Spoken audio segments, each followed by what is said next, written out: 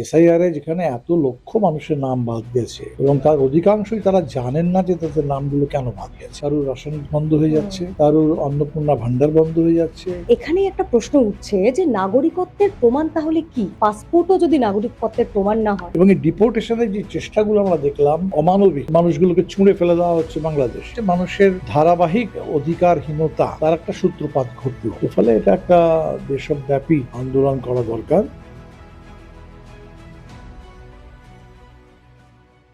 পশ্চিমবঙ্গে বিজেপি সরকারের ২ মাস, আর এর মধ্যেই আমরা অনেক কিছু দেখে ফেললাম। নতুন নতুন বিলও বিধানসভায় আসছে, তারই পাশাপাশি হকার উচ্ছেদ। কিন্তু এই ভোটের আগে যে কর্মকাণ্ড বা কর্মযজ্ঞ ঘটেছিল, এসআইআর, ভোটার তালিকার বিশেষ নিবিড় সংশোধন, সেটা কিন্তু এখনো কমপ্লিট হয়নি। ট্রাইব্যুনালে কাজ চলছে, কিভাবে চলছে? যে সমস্ত মানুষ, এই যে লক্ষ লক্ষ মানুষকে বাদ দিয়ে ভোট হলো, তাদের এখন কি অবস্থা? তাদের নাগরিকত্ব নিয়ে একটা প্রশ্ন। তার মাঝেই পাসপোর্ট আবার নাগরিকত্বের প্রমাণ নয়, প্রমাণ নথি নয়, এটাও কিন্তু ঘোষণা হয়েছে। এত জটিলতার মাঝে এই মানুষগুলো কোথায় যাবেন, কি হবে, নানা প্রশ্ন উঠছে। তার মাঝে আমরা যখন দেখছি যে কেউ কোনো উদ্যোগ নিচ্ছে না এটা নিয়ে, সিপিআইএমএল লিবারেশন একটা উদ্যোগ নিয়েছে, তারা জনস্বার্থ মামলা করবে কলকাতা হাইকোর্টে। আমাদের সঙ্গে রয়েছেন দীপঙ্কর ভট্টাচার্য, তার সঙ্গে কথা বলবো।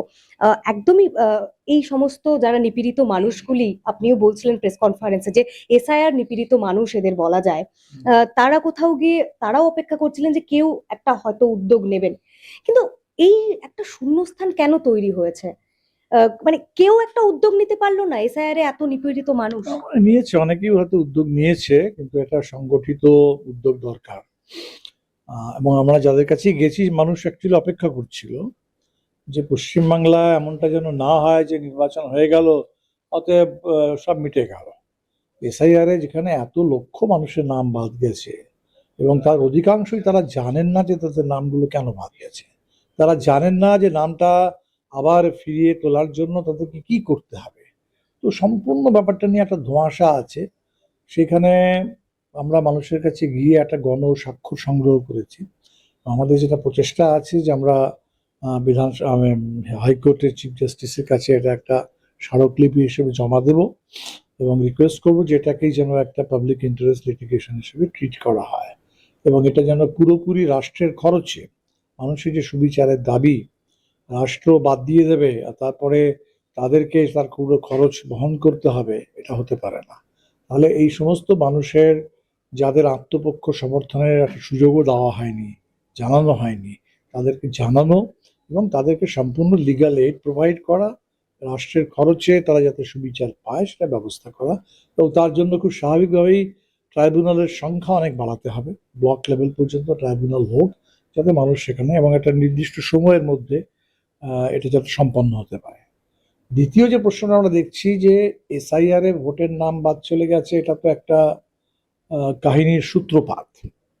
তারপরে সেই মানুষগুলো, কারোর রাশন বন্ধ হয়ে যাচ্ছে, কারোর অন্নপূর্ণা ভান্ডার বন্ধ হয়ে যাচ্ছে, কাউকে বলা হচ্ছে তোমার সংরক্ষণ এবার বন্ধ হয়ে যাবে, এসসি এসটি সমস্ত রিজার্ভেশন বন্ধ হয়ে যাবে, কারোর পাসপোর্ট রিনিউয়াল, টেলিগ্রাফের মতো পত্রিকার সম্পাদক, তার এসআইআর এ নাম নেই বলে তার পাসপোর্ট রিনিউয়াল বন্ধ হয়ে গেছে। এটা তো ভাবা যায় না।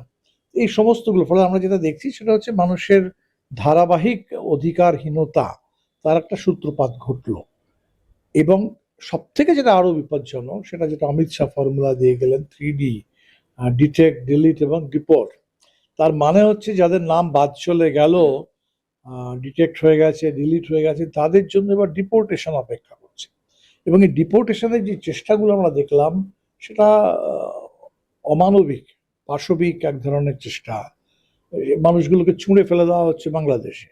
বাংলাদেশ বাংলাদেশ তাদেরকে ফেরত পাঠাচ্ছে, কিছু মানুষের জন্য হোল্ডিং সেন্টার, কিন্তু হোল্ডিং সেন্টারে কে কতদিন থাকবে, তাদের কি ব্যবস্থা, সেটাও আমরা জানি না। আমরা কয়েকটি জায়গায় গেছিলাম সেটা একটা করতে, ইনভেস্টিগেট করতে, কিন্তু সেই হোল্ডিং সেন্টারও খুবই কম সংখ্যায়। যে মাত্রায় মানুষ ডিটেক্ট হয়েছে, ডিলিট হয়েছে, তাদের যদি ডিপোর্ট করার চেষ্টা হয়, এবং সেই ডিপোর্টেশনের একটা আইনি প্রক্রিয়া আছে, সেটা হচ্ছে দুটো দেশের মধ্যে কথা হবে, দুটো দেশ একটা পারস্পরিক এগ্রিমেন্টে পৌঁছবে, সেইখানে এখান থেকে পাঠালে তারা গ্রহণ করবে। এটা হচ্ছে একটা আইনসম্মত বৈধ ডিপোর্টেশনের প্রক্রিয়া, কিন্তু যেটা হচ্ছে এটা সম্পূর্ণ অবৈধ। একটা মানুষকে ছুঁড়ে ফেলে দেওয়া হচ্ছে ওদিকে, ওদিক থেকে তারা ফুটবলের মতো ফিরিয়ে দিচ্ছে। এবং এই মানুষগুলো তারা এই দুই বাংলার সীমান্তের মাঝখানে, তারা সেখানে একদম নোম্যান্স ল্যান্ডে, তাদের কাছে অন্ধকার। তারা বাংলাদেশেরও নয়, তারা ভারতেরও নয়, তাদের কোনো রকম কোনো নিরাপত্তা নেই, কোনো রকম কোনো সম্মান নেই, কোনো সুরক্ষা নেই। এটা তো একটা নাগরিকত্বের শুধু সংকট না, এটা চরম মানবতার সংকট।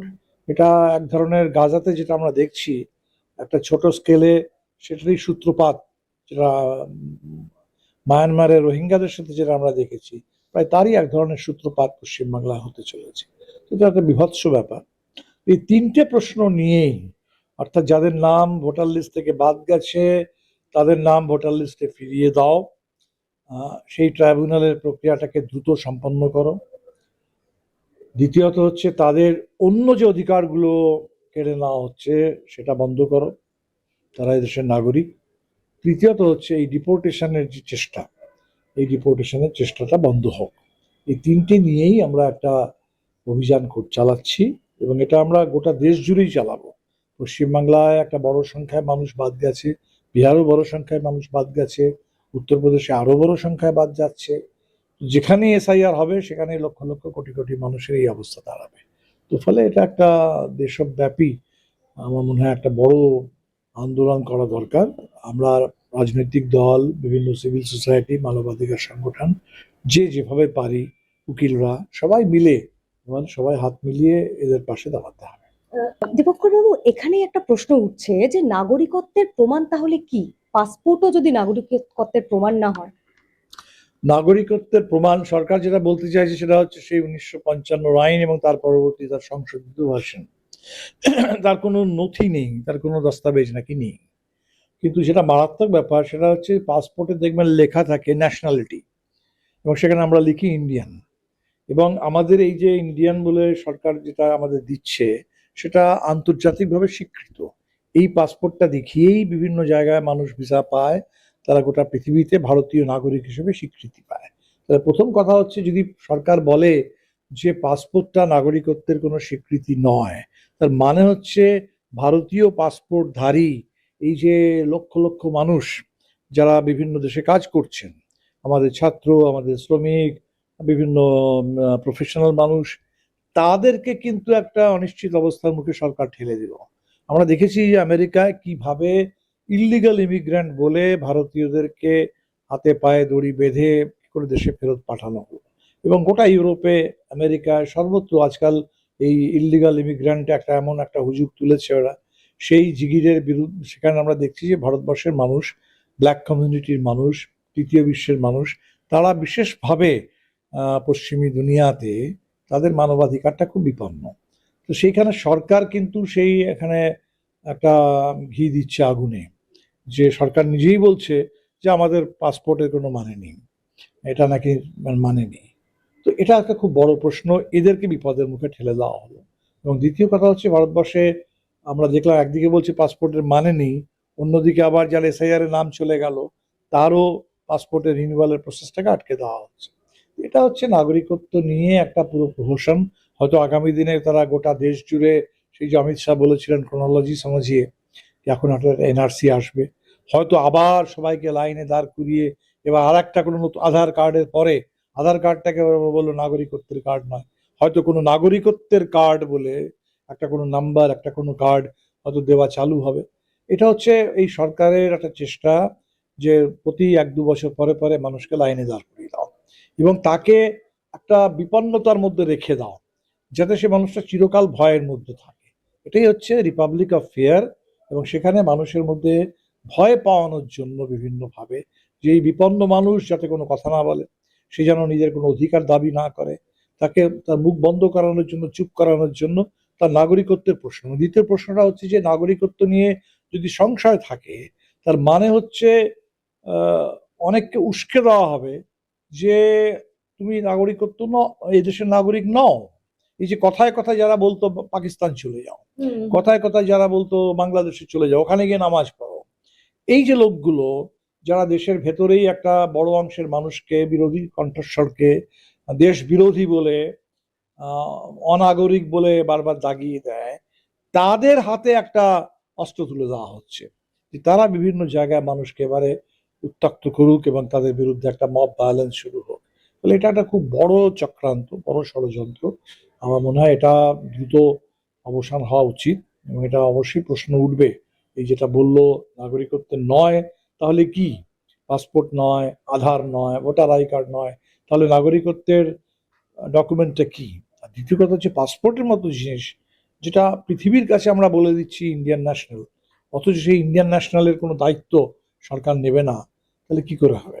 পাঁচে পা দিল ইনস্ক্রিপ্ট। এই 5 বছরে আমরা আমাদের সাধ্যমতো শ্রম, নিষ্ঠা এবং সাহসে ভর করে চালিয়ে গেছি আমাদের সাংবাদিকতা। এক্সিট পোলের মিথ্যাচার ফাঁস করেছি আমরা। গিগ শ্রমিক, পরিযায়ী শ্রমিকদের কথা বারবার তুলে ধরেছি আমরা। প্যালেস্টাইন, বাংলাদেশ নিয়ে কথা বলেছি আমরা। বাংলাদেশের শাটডাউনের দিনগুলিতে প্রবাসী বাঙালিদের তাদের পরিবার পরিজনের খবর দিয়েছি আমরা। নাগরিক সাংবাদিকতা চালিয়ে যেতে গেলে চাই নাগরিকদের প্রত্যক্ষ অংশগ্রহণ। তাই আমরা ডোনেশন ব্যবস্থা চালু করেছি। স্ক্রিনে দেওয়া এই কিউআর কোডে আপনারা আমাদের যে কোনো অঙ্কের মূল্য পাঠাতে পারেন। আপনাদের অনুদান আমাদের নিজেদের কাজ এগিয়ে নিয়ে যেতে সাহায্য করবে।